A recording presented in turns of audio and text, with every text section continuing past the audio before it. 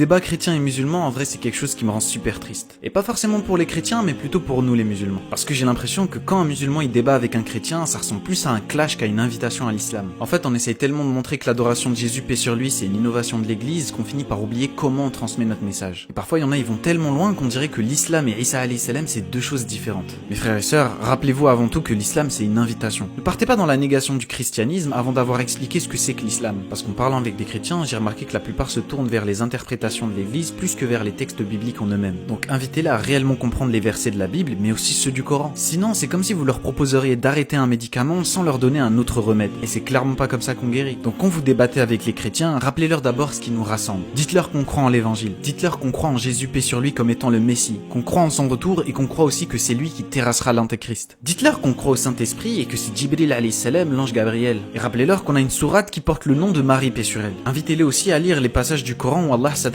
directement à eux, comme par exemple les versets 171 et 172 de la sourate 4. Après tout, Allah guide qui il veut. Mes chers amis chrétiens, Allah ne guide pas un peuple avant qu'il n'ait changé ce qu'il a en lui-même.